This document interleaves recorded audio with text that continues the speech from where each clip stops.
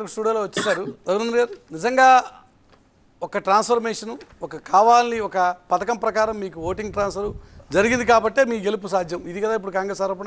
ఇప్పుడు ఒక ఎన్నికకి ఇంకొక ఎన్నికకి పొత్తుండదు, పొంతనుండదు. అవును, ఇది మర్చిపోయి మన అవసరాల కోసం ఏది పడితే అది మాట్లాడితేనే ప్రజలలో చులకనవుతారు.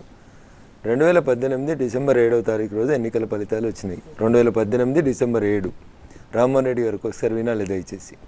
అప్పుడు 63 సీట్లు ఉన్న బీఆర్ఎస్ పార్టీ 88 సీట్లు గెలిచింది, 88 ఎమ్మెల్యే సీట్లు. తర్వాత 4 నెలల తర్వాత అప్పుడు కూడా గిట్లే ఎంపీ ఎన్నికలు అయినాయి.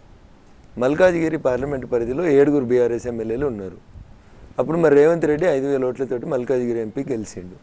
అంటే బీఆర్ఎస్ చంద్రశేఖరరావు గారు చెప్పి అందరు బీఆర్ఎస్ ఎమ్మెల్యేలకు చెప్పి పోయి కాంగ్రెస్ కోటేయండి, రేపు నాకు కాంగ్రెస్ తోటి పని ఉంటుందని చెప్పి పోయి కేసీఆర్ గారు పోయి చెప్పి మల్కాజ్గిరిలో రేవంత్ రెడ్డిని గెలిపించిండా. ఎందుకు మాట్లాడతారన్న ఇట్లా? జనాలు ఒక పార్టీ మీద అభిమానం ఉంటే వేస్తారు. వారికోస్ వెయిన్స్ వ్యాధికి కేవలం 30 నిమిషాల్లో చికిత్స. కాల్ చేయండి 9989527715.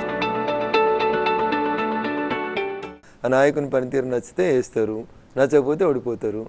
మీరు మొన్న గెలిచిర్రు, కంటోన్మెంట్లో ఉప ఎన్నిక గెలిచిర్రు.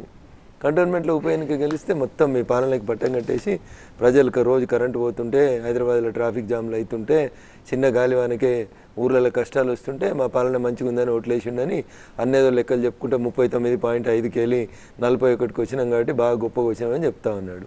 ఇలా మహబూబ్ నగర్ ఎంపీ స్థానం పరిధి లోపల మీ ఎమ్మెల్యేలు ఎంతమంది?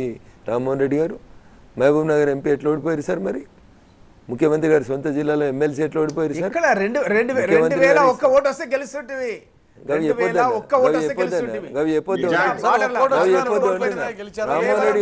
చెప్పొద్దు అంటున్నా.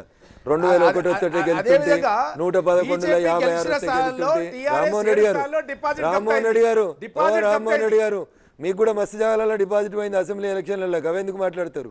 మా దుబ్బాకలో మీ కాంగ్రెస్ కు డిపాజిట్ రాలే, ఉప ఎన్నికలు రాలే. హుజురాబాద్ లో కాంగ్రెస్ కి 65,000 ఓట్లు వచ్చినాయి.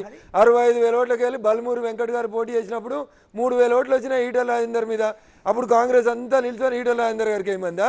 ఇలా మీ ముఖ్యమంత్రి గారు పోయి మల్కాజ్గిరిలో ఈటల రాజేందర్ గారు మల్కాజ్గిరిలో ఈటల రేవంత్ రెడ్డి గారు మల్కాజ్గిరిలో ఈటల రాజేందర్ గారికి 4 లక్షల ఓట్లు వేసి గెలిపించిండా?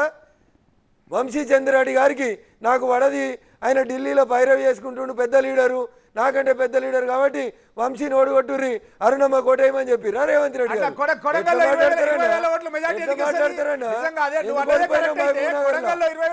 మర్చిపో